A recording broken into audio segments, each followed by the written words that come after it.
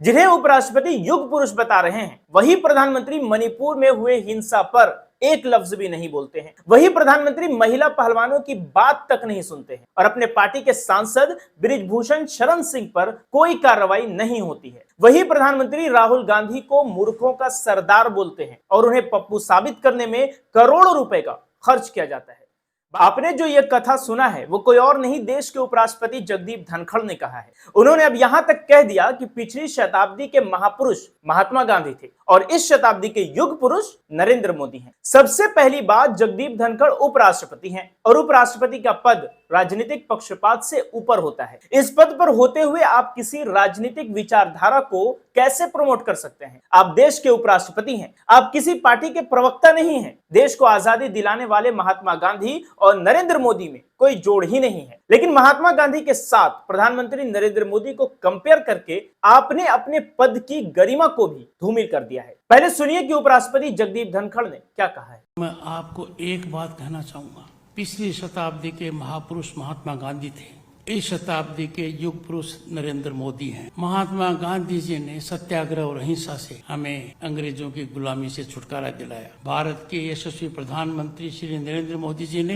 देश को उस रास्ते पर डाल दिया जिस पर हम सदैव देखना चाहते थे। महात्मा गांधी ने सत्य और अहिंसा से हमें अंग्रेजों की गुलामी से छुटकारा दिलाया, तो भारत के यशस्वी प्रधानमंत्री नरेंद्र मोदी जी ने देश को प्रगति के उस रास्ते पर डाल दिया है जिस पर हम सदैव देखना चाहते थे। जिन्हें उपराष्ट्रपति युग पुरुष बता रहे हैं, वही प्रधानमंत्री मणिपुर में हुए हिंसा पर एक लफ्ज भी नहीं बोलते हैं। वही प्रधानमंत्री महिला पहलवानों की बात तक नहीं सुनते हैं और अपने पार्टी के सांसद बृजभूषण शरण सिंह पर कोई कार्रवाई नहीं होती है। वही प्रधानमंत्री राहुल गांधी को मूर्खों का सरदार बोलते हैं और उन्हें पप्पू साबित करने में करोड़ों रुपए का खर्च किया जाता है। बात यहीं तक नहीं है, उपराष्ट्रपति जगदीप धनखड़ ने यह भी कहा कि नरेंद्र मोदी ने देश को प्रगति के उस रास्ते पर डाल दिया है जिस पर हम सदैव देखना चाहते हैं। मेरा सवाल यह है कि किस रास्ते पर उपराष्ट्रपति जी? उस रास्ते पर जहां दलितों के चेहरे पर पेशाब किया जाता है, उस रास्ते पर जहां रेप के आरोपी के समर्थन में रैलियां निकाली जाती हैं, उस रास्ते पर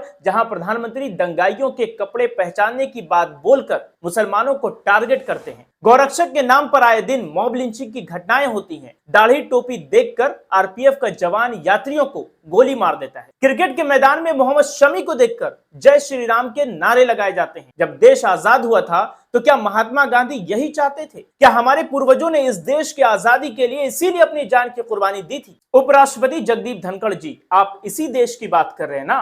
तो आपको बता दें कि जैसा देश महात्मा गांधी चाहते थे, प्रधानमंत्री नरेंद्र मोदी देश को उस दिशा में तो बिल्कुल भी नहीं ले जा रहे हैं। बने रहिए लाइव इंडिया न्यूज के साथ और दीजिए हमें इजाजत।